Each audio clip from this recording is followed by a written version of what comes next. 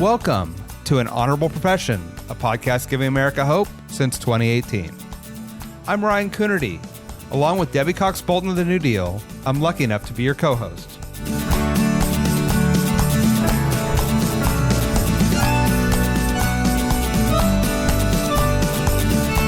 An Honorable Profession is a New Deal Leaders podcast. The New Deal is an organization that supports the next generation of American leaders. From attorneys generals to state senators to mayors to school board members, these are the people that are pushing policies and politics that will respond to climate change, rebuild our economy, address racial injustice, and restore our democracy. These are incredibly talented people who have dedicated themselves to public service when their country and their communities needed it the most. Check out newdealleaders.org to see what I'm talking about. Today, I talk with Clark County, Nevada Commissioner Michael Naft. Clark County is the home to Las Vegas, the electorate that may decide the next presidential election, and some of the biggest cultural and sporting events in the world. In his role as commissioner, Michael plays a major role in all those events and in the lives of more than 1 million constituents. We talk about his path to public service, what people don't know about Las Vegas, making change, and how things look politically in his swing state. If you've ever been to Vegas, you know the scale of everything is at a whole different level. Michael gives us a look behind the scenes at what it takes to make that happen. Enjoy. Clark County, Nevada Commissioner Michael Naft, welcome to An Honorable Profession. Thank you for having me. It's nice to see you. So we're going to start with Nevada as the critical swing state that will determine much about the nation's political future. And why don't you give us a sense in mid-July of how things are looking on the ground? Well, every day is interesting here. Yesterday we had the hottest recorded temperature ever on record for Southern Nevada, and I think that temperature extends to the political climate as well. It is heating up. We, like many states, have mail balloting here. Our process with early vote starts earlier than other places. So while that's a great thing, it opens up access to so many people. It also compresses the timeline of our political calendar. So you'll have by October people voting here in Nevada, and not only has our state become one of the most competitive in the nation, but Clark County is really where it's at. It's where the bulk of our population lives here statewide. You've got 2.5 million residents in Clark County alone of the 17 counties, and it's as competitive as ever. I think that we've never really rested on our laurels as far as being comfortable in our own skin here, meaning that we've had a couple really good cycles, but it hasn't been so long since we've had some bad cycles. And so I think that feeling is as omnipresent as ever. And because of that, people continue to work hard every single day, continue not to take anything for granted here in Clark County. And I think you see that on the ground. We've had a really effective team on the president's campaign here on the ground for a long time now. You have 3 very competitive congressional districts in Southern Nevada. All are in Clark County, based largely in Clark County. And we are competitive too, and an interesting sort of case study because of the demographics of the state. We have the smallest independent business you can imagine to some of the largest employers in the country. You have some extremely economically challenged neighborhoods and communities, but you also have million and billionaires moving here from California on a daily basis and investing fortunes in real estate and in their lifestyle here in Southern Nevada. So there's a real dichotomy. You also have ethnically, religion, in every way we have a wide spectrum of people. And that's, of course, what makes it such a wonderful community, but politically, I think, makes it very interesting as well. Can you give us a sense? I mean, I think people often vote with their pocketbooks. They may vote based on the extreme weather we're seeing, not only in your state, but across the country right now. how are people feeling overall? How's the state of the economy, both in terms of tourism, which obviously Las Vegas is um, one of the centers of the world around, but also in terms of housing and other key economic drivers? Well, we were the hardest hit municipality, the hardest hit state in the country coming out of the pandemic. We had the highest rates of unemployment. We had significant challenges. As you mentioned, we are still, no matter how hard and how long we've tried to diversify our economy, we are still a tourist-driven economy here, particularly in Southern Nevada. But that 3 mile strip of land in Las Vegas dictates the economy for this entire state. And so because of that, we were dependent on so many other people to rebound. The good news was, thanks largely to actions that President Biden and Congress took, we were able to ensure a pretty speedy recovery. But that, like so many other places, hasn't really been felt because of the offset of inflation. So you've got both home ownership is harder than ever, and also the rental market is extremely competitive. At the county level, we've worked incredibly hard to make sure that that we are expanding opportunities for everyone in the spectrum to have stable housing, everything from stable housing through the continuum to permanent housing and home ownership. And we've had the ability to do that thanks to the Recovery Act and other programs that have really bolstered opportunities here like never before. We have finally affordable housing developers coming into our state that have never looked at Nevada before because of some of the creative incentives we've been able to put in place, everything from land use to using land in a smarter way to putting in Clark County dollars to projects to help close the gap. But the impact of the economy, like everywhere in the country, is felt very much here in Las Vegas. And I want to get into some of that affordable housing strategy because it's obviously critical to your workforce and potentially a model for other places. But first, I think we should probably tell our listeners what a county commissioner does. That it's the most interesting, maybe least well understood layer of government, and tell us how you impact Sure. your constituents' lives.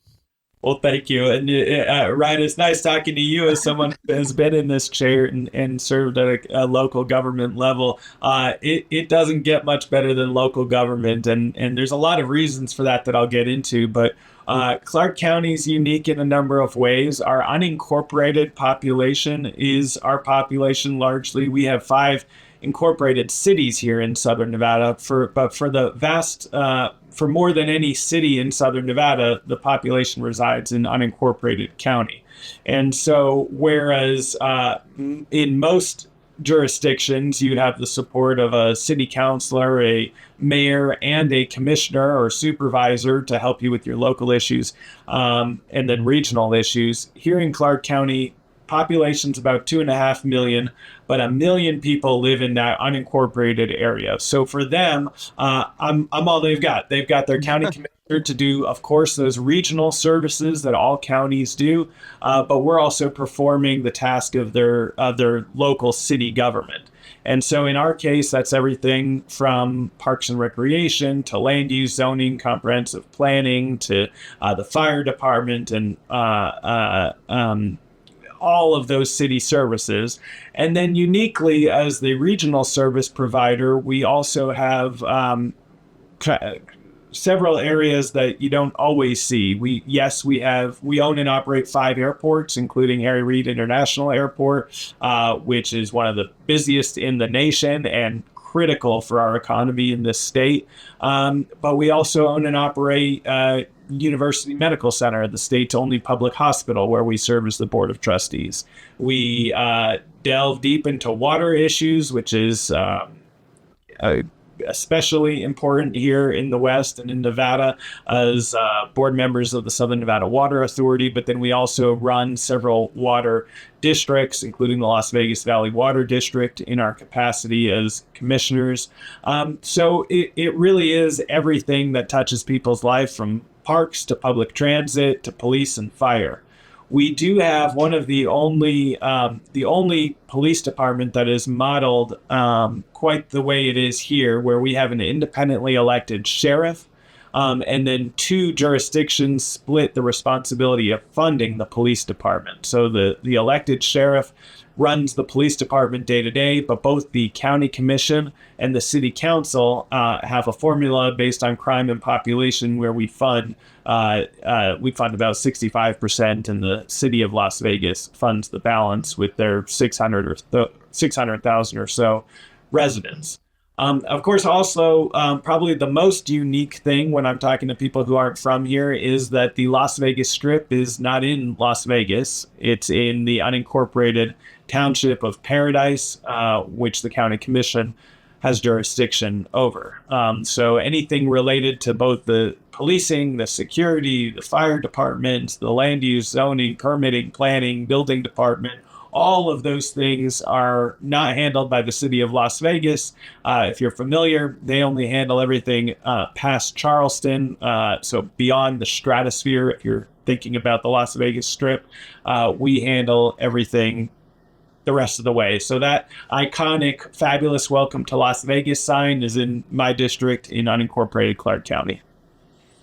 I actually didn't know that. That's fascinating. That's it. That's a good trivia question for most. Yeah, absolutely. Where is the Las Vegas Strip? I in reviewing sort of your work and your scope, I was amazed at how broad and the number of issues that you have to touch. Because obviously, yeah, you're running local government for millions of people, but you're also, as you say, trying to oversee airports and hospitals and jails and public health systems. How do you prepare or do effective oversight of so many things that require a real understanding of complex systems? I think one of the greatest realities is that, and one of the reasons I love this job so much is because you get to feel it.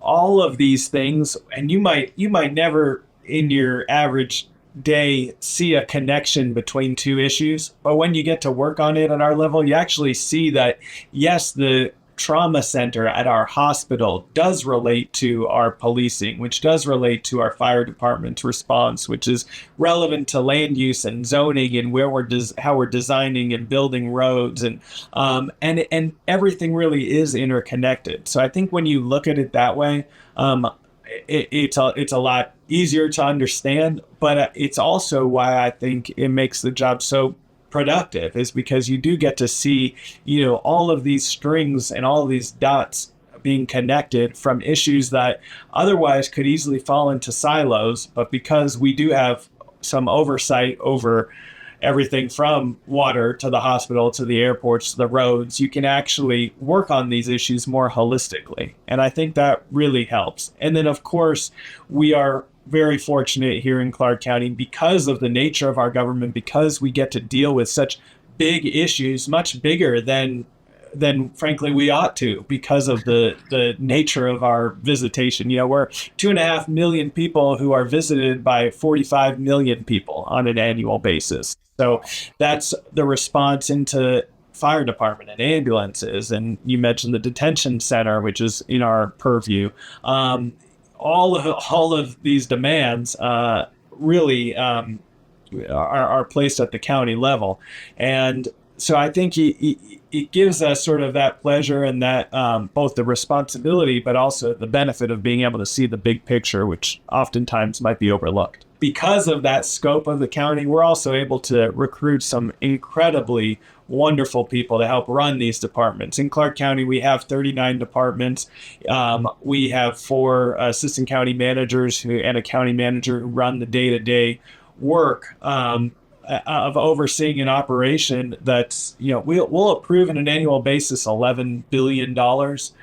We have 14,000 employees here in Clark County, part of the family here. So that's a massive organization and operation, but because of the scope of it, we get to bring some really fabulous and talented people to the table who, like I do, see the pleasure of getting to work in Clark County. scale of that's bigger than a lot of states. Yes. That's Bigger one small than our town. state. Yeah. Wow. Can you talk a little bit about how you found yourself in this position, getting to trying to find the coordination across all these different silos and trying Yeah. to move the needle on major issues? I always had an interest in government and policy and politics. And at an early time in my high school career, I started becoming active in politics and campaigns. And did that. I found myself very fortunately in the finance realm, and was a finance director for a number of races in the nonprofit world. And I ended up early on my first my first day at university at UNLV. I met the person who's now a member of Congress here in Southern Nevada, Dina Titus, and she invited me to come work on the campaign, and I ended that race as deputy finance director, and then I was finance director on her first three House races. And after that, she invited me to be her district director, which is another one of those jobs which I think is just one of the greatest experiences you could have, trying to navigate the federal government, but on a really local level, and trying to perform constituent services for people who, in many cases, are need those services more than they ever have had in their life. So I had the pleasure of doing that, and then uniquely, my predecessor here on the county commission was elected governor. Steve Sisolak was elected our governor, and then he had the opportunity in the state of Nevada. The governor makes the appointment for a vacancy on the county commission. And so I was appointed by the man who held this job for 10 years, and would have honestly never run for office otherwise. I didn't have the ambition to run. I loved what I was doing. I thought I could continue to have a significant impact behind the scenes. But to have that opportunity to get to come to local government, and especially Clark County for the reasons I mentioned, where you really have an opportunity every single moment that we're here, we have an opportunity to improve the world around us and the community, and hopefully make the world a better place. So that's why I was excited to do it. I've since been elected to the seat that I was originally appointed to, and have been here nearly 6 years now. I can imagine. It's my experience that even though people may get elected to higher office, they never actually leave the office that they previously had. So I imagine the governor has lots of thoughts and opinions about how and what Clark County should be doing. So it must be a fascinating opportunity to have that connection to the governor when you're trying to move this policy forward. Yeah, we overlapped. He served 4 years, and there's our former sheriff is now the governor of Nevada. While Governor Sisolak was there, we did get to work on a lot together, particularly related to COVID policy, since those were those days, and having that friendship with him, and certainly his skill set and knowledge of how county government operates, I think really benefited the entire state. Absolutely. So let's talk about that affordable housing effort. Obviously, providing affordable housing to your workforce is essential to maintaining your economy, quality of life, and opportunities. And so, what has been your strategy, and what impact are you seeing on the ground? Well, we have a couple significant challenges here that I think are important to mention. One is we started out, so pre-pandemic, we started out with a deficit of about 60,000 affordable units based in comparison to every other jurisdiction measured nationally. So we started out in a significant hole. Since that time, and to be honest with you, at that time, the county didn't really have a plan. It was not seen as a priority for so many decades. Las Vegas was seen as a place where you could come for an affordable lifestyle, for a low cost of living. And there were a couple of reasons for that. One is you could, without a college degree, you could park cars on the strip and earn $70,000, $80,000 at that time, or work housekeeping and make enough to feed and to have a relatively high quality of life.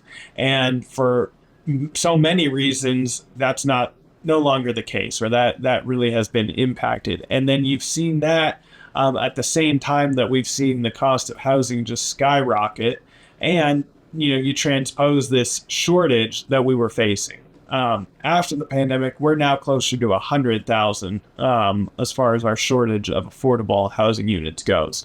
So we've really left no stone unturned. One of the benefits of the last couple of years is the federal funds that we've been able to hopefully spend in meaningful ways, and ways that aren't just one-shot deals, but will have the opportunity to be sustained and to benefit the community over a long term. And that was really the highest priority with those dollars. Was I think we all felt such a responsibility not to blow it, but to use those funds in a way that would have long-term, long-lasting impact. And so when you look at affordable housing, we don't have a shortage in just in sort of one category of housing. We have a shortage everywhere, from the most basic needs. Our shelters are overpopulated. We don't have enough space at shelters. So expanding, particularly the nonprofit organizations that we work with, has been important. But largely tackling the unhoused community in a way that is a little bit more thoughtful and long-term. So beefing up the wraparound services that we offer, so that we don't just see this cycle of homelessness occurring. And then ensuring that by staying with somebody longer through supportive services, that we're actually helping move them up the stair step and through the continuum of care, has been vital. On the few steps up the ladder, you look at more permanent housing. We've tried to be creative. Unfortunately, so many projects, as you know, take so much longer than they should, from the time you actually allocate funds to the time you're breaking ground, and then more significantly when you're actually helping people move in the door, is way too long. And so we've looked through everything from land use to permitting and zoning, how we can speed up some of those timelines. And then, of course, in the state of Nevada, so much of our fate is tied to the federal government in terms of the land that we own. 86% of land in the state is managed through the BLM, federally managed, federally owned. So how we can work closer with the BLM to more quickly turn over some of that land, particularly for these public uses like housing in a time when we need it most, has been a significant priority. And then looking at some creative ways to do to offer home ownership for people in cases where we can retain the underground land ownership to reduce and take away the cost of land, but have a private builder come in, build the home, sell the home, and have it be reserved for a certain AMI, has been one way that we've sort of tried to tackle this from every front, bottom to top. And once those people move in, they are often then need to get to jobs, schools, childcare. And I know traffic safety has been an enormous challenge, but something you've been working on in your entire time in office. Can you talk a little bit about both the challenge and where you've seen some success? Yeah. And you're right. Oftentimes, the easiest place to put affordable housing is not necessarily the best place for the end user. And so that's something that we do try to pay close attention to. On the traffic safety side, you're right. That is something I've worked before coming to the county commission, and certainly since. We're the first municipality that we have found in the United States, certainly of our size and scope, that took the unusual step of opening up it is our 39th department, the Office of Traffic Safety. In every state, as you know, every state in the country has an Office of Traffic Safety. It's usually headquartered, located in the state capital. In our case, that's far removed from our population. But more importantly, it's very far removed from the levers that actually control traffic safety and reducing the numbers of serious injuries and fatalities on our roadways. And what I mean by that is you look at how you can address and fix the problem of of fatalities and serious injuries. Well, you start with the way our roads are engineered, the way they're designed, the way they're built and constructed and maintained. Well, that's local government, right? In our case, that's Clark County Public Works, responsible for 7,800 miles of roadways. You look at, in the event of a crash occurring, who's responding to that? You have the fire department, in our case, the Clark County Fire Department. You have the police department, in our case, funded 65% by Clark County. You might have an ambulance, a private ambulance company, in our case, which is a franchisee of Clark County. You will, God forbid, you might have the coroner's office. That's the Clark County Coroner's Office responding to the emergency. You very likely, if it's a serious injury, in our case, it's a guarantee that they're going to, not a guarantee, it's very likely that they're going to go to UMC Trauma, the county's public hospital. Every single element, every single way that we can get after this issue really falls on the shoulders of local government. And so many of these issues really fall on the shoulders of Clark County. And so that's why I brought that item to create the Office of Traffic Safety, really to work both internally and externally. It's also a regional office, so they work closely with our city partners, because you can't solve all the issues on one side of the street and then have them end when you cross over into another jurisdiction. So they work collaboratively with our colleagues on the council and with the other staffs regionally. But they interact with each of the 38 other departments on a daily basis who might not be thinking, hey, my job is traffic safety. My job's how do we reduce the number of serious injuries and fatalities? But they actually do have a big role to play.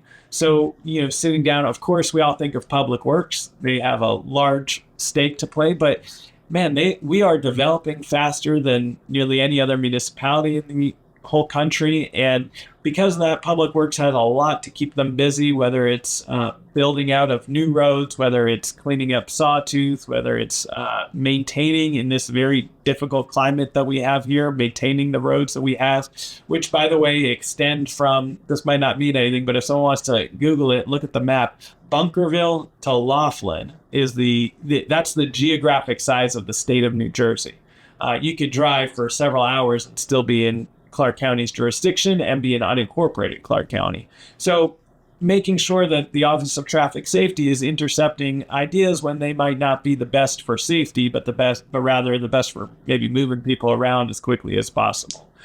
Making sure they're working with the offices that don't necessarily know that they have a role when it comes to traffic safety. Good example, say, the Office of Environment and Sustainability. They might not be thinking, they have a pretty lofty goal and a lofty task also. They might not be thinking, hey, we've got to deal with traffic safety, but the director of that office gets with them and makes sure that they understand that so many of the decisions they're making do impact that as well. So it's been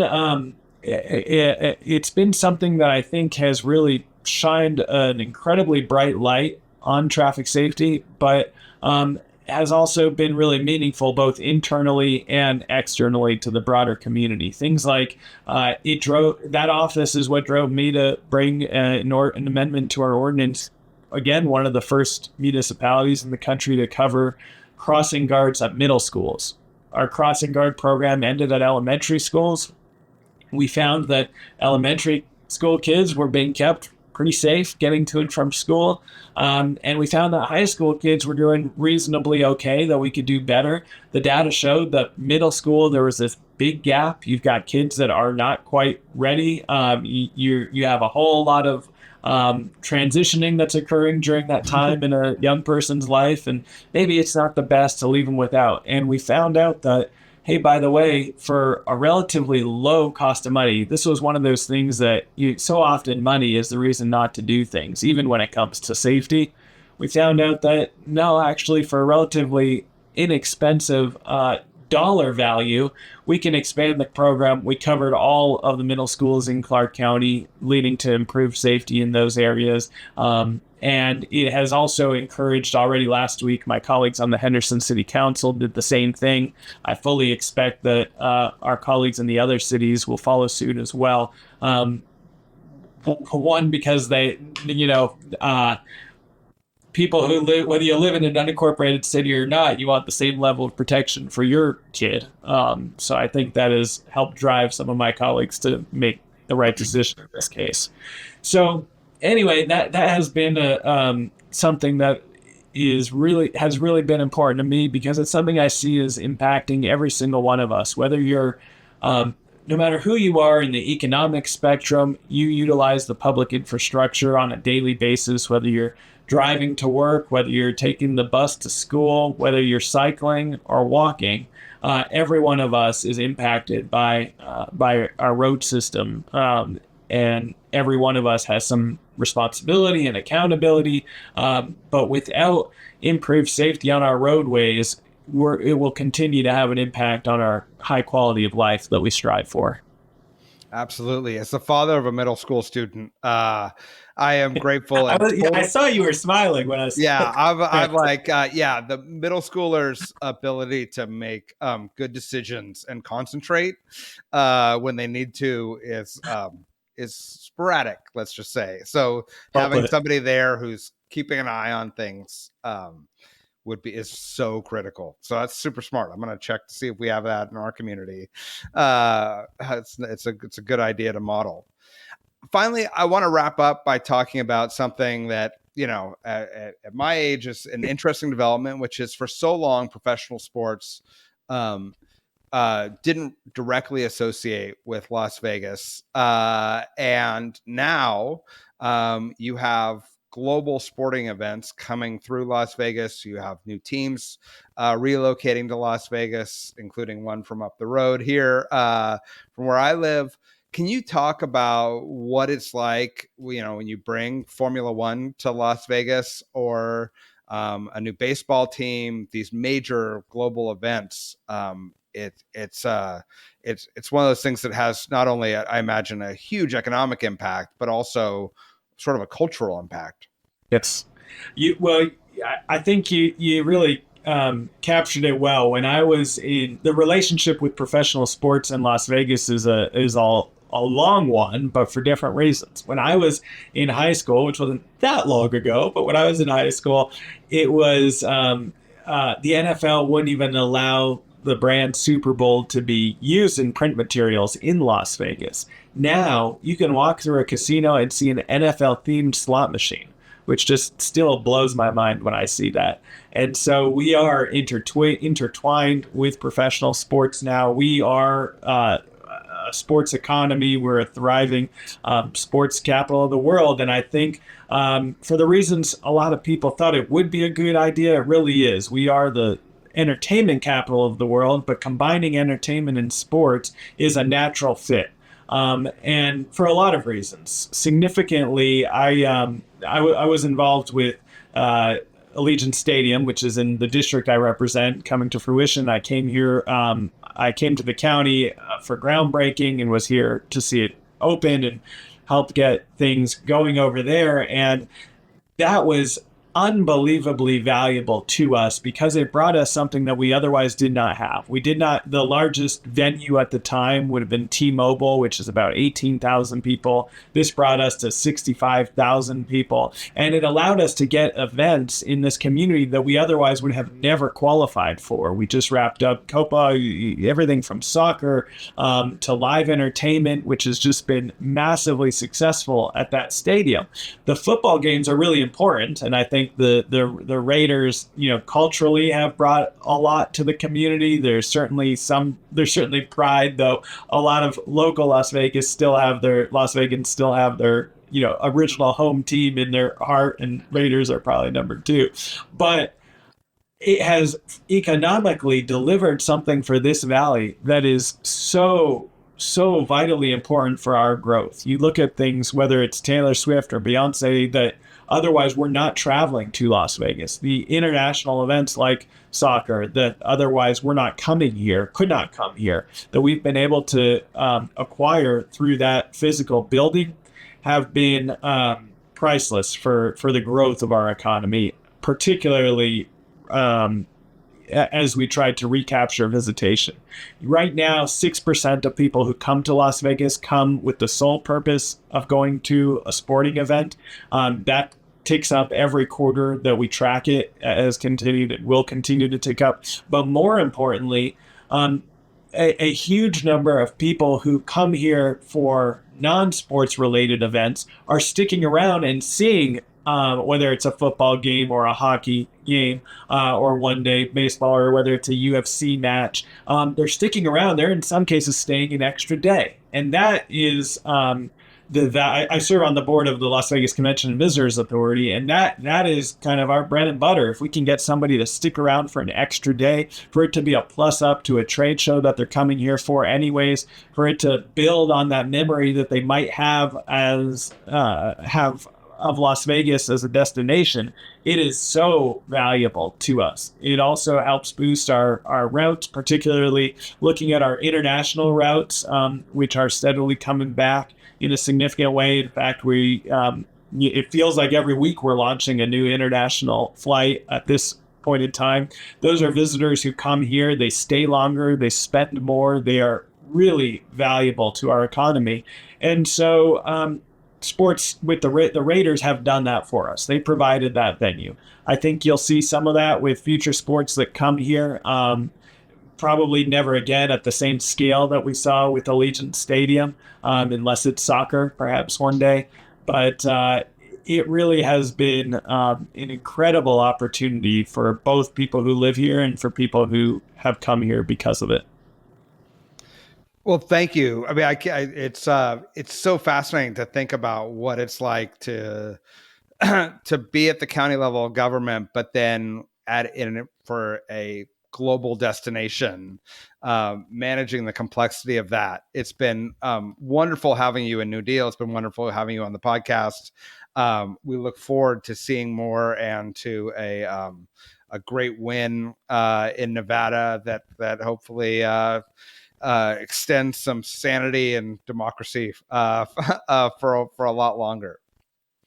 I sure hope so. So thank you so much. I've enjoyed the conversation, and encourage anyone to give me a shout when you're in Las Vegas. Look forward to welcoming you. Thank you. An Honorable Profession is a New Deal Leaders podcast. Thanks to the team at New Deal for producing this episode. We encourage you to bring honor to public service, and because we keep things honorable, no tax dollars are used in the making of this podcast.